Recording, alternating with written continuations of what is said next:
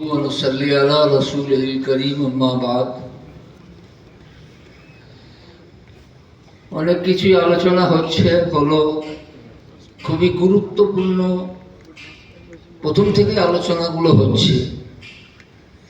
এখন আলোচনা যদি এইখানেই সীমাবদ্ধ থেকে যায় তাহলে আর লাভ কিছু দাঁড়াবে না। হযরতের কাছে আবেদন ওই বিষয়গুলো একত্রিত করে যারা বিজ্ঞ আলেম তাদের একটা কমিটি তৈরি করে ওগুলো কিভাবে কার্যকরী করা যায় সেটার একটা চিন্তা ভাবনা।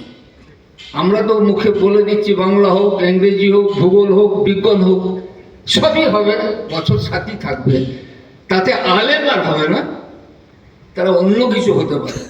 এখন আমরা মুহাদ্দিস চাই, আমাদের মুফাসসির চাই, এটা আমাদের মিল টার্গেট, আমাদের মুফতি চাই, আমাদের আদিব চাই। আমরা যদি অন্য শিক্ষায় জিনিসটাকে তাদের ব্রেনটাকে খতম করে দিই, আমরা এই যে বিশাল একটা জিনিস দেখতে পাচ্ছি, আমাদেরকে কিছুই শেখায়নি আমাদের আকাবির, কিন্তু ভারত, পাকিস্তান, বাংলাদেশ, সারা পৃথিবীতে যে একটা জ্ঞানের স্রোত চলছে, আমাদেরই স্রোত, আর কারোর স্রোত নেই। দিনের স্রোত আমাদেরই স্রোত, কিন্তু অন্যান্য জিনিসগুলো আমরা ঢুকাবো কিভাবে? অবশ্যই প্রয়োজন, একজন আলেমের জন্য অনেক কিছু জানার প্রয়োজন আছে, কিন্তু আমাদের হাদিস কোরআনে তা আছেও, কিন্তু সেইটাকে সঠিকভাবে ব্যক্ত করার জন্য কিছু জিনিস জানার প্রয়োজন আছে। কিন্তু এমন ভাবে যেন ঢুকিয়ে না দিই, আমরা স্কুলে গিয়ে পরীক্ষা দিয়ে দিচ্ছি, কেউ বলছে সরকারিতে ঢুকে যাচ্ছি, তারপর মাদ্রাসাটা আমাদের থাকবে তো, আমাদের এখানে আলেমা তৈরি হবে তো পরবর্তীতে, সেটা যদি চিন্তা ভাবনা না করে আমরা নেমে পড়ি, আমরা চরমভাবে ক্ষতিগ্রস্ত হয়ে যাব। আমরা আর হাফেজ, আলেম ইত্যাদি যাবতীয় যা কিছু পাচ্ছি আমরা এটা পাবো না। তো এটা আমরা খুবই চিন্তা করার দরকার আছে, খুবই গভীর চিন্তা, আমাদের একবার নয় 10 বার।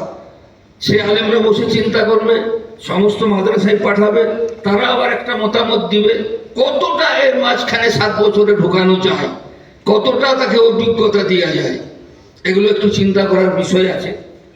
বাকি একটা জিনিস হযরত আমাদের আহসানুল্লাহ সাহেব যেটা বলছিলেন যে বাইরের জায়গাতে গেছে, সেখানে খুব মর্যাদা আমাদের শিয়া সিত্তারা এরা পড়েছে, তাহলে আমাদেরকে আমাদের আকাবির কি জিনিস দিয়েছে আমরা নিজেরাই বুঝতে পারছি, আমরা নিজেরাই বুঝতে পারছি না। সবাই আমরা মোবাইল নিয়ে ঘুরছি, এদিকে ওদিকে ঘুরছি। আরে আমি তো একটা মুহাদ্দিস, আমি একবারও সারাদিনে বুখারী শরীফটা নিয়ে একবার পড়লাম। আমরা আমাদের জ্ঞানটা বাড়াবার আমরা চেষ্টা করছি না, যে যেই স্তরে আছে আমি যেন সেখানে আছে, ব্যাস যে হোক করে একটু মোতালা করে পড়াতে হয়, পড়িয়ে দিয়ে চলে। আমরা যদি 10 বছর খারেজি মাদ্রাসায় দর্শে নিজামিতে পড়ছি, আমরা যদি একটা ফোনকে বুঝার চেষ্টা করতাম, আজকে আমি যেই জায়গাতে পড়ে আছি ওই জায়গাতে পড়ে থাকতাম না, আমার মান মর্যাদা অনেক উঁচু হয়ে যেত। এবং আরবি ভাষা দুটো কথাই খুবই গুরুত্বপূর্ণ বলেছে। আরবের উপরে আমার অভিজ্ঞতা হয়ে গেল, ব্যাস আমি সবই জানি, শুধু ক্লাসে বসে আমার শুনে নেওয়া, আর আলাদা করে আমার পড়ার কোনো প্রয়োজন হবে না। অতএব এইটার জন্য গুরুত্ব দিতে হবে। আমাদের প্রত্যেক সপ্তাহে আরবির একটা আঞ্জুমান হয়, সেখানে তকরির হয়, সে নবীরই থাকে, সেখানেও চলুক, কাফিয়া পড়ছে সেখানেও চলুক।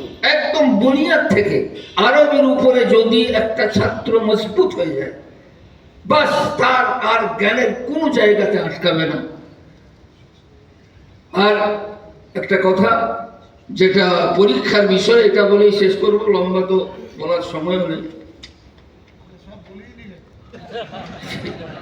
না ওই পরীক্ষার বাদ আপনি সেদিনে শুনলেন না, मिस्कतुल आसार को क़िराअतुल वादिहा सालिस के बाद निसाब में रखा गया है, इसलिए उसकी पढ़ाई आखिरी 2 महीने होती है, लिहाजा उसका इम्तिहान अल क़िराअतुल वादिहा सालिस के साथ हो, यानी अल क़िराअतुल वादिहा से 3 सवाल और मिस्कतुल आसार से 2 सवाल। नफ़ातुल अरब का निसाब लंबा है, पूरे साल पढ़ाई जाती है, उसका अलग 5 सवाल होना चाहिए।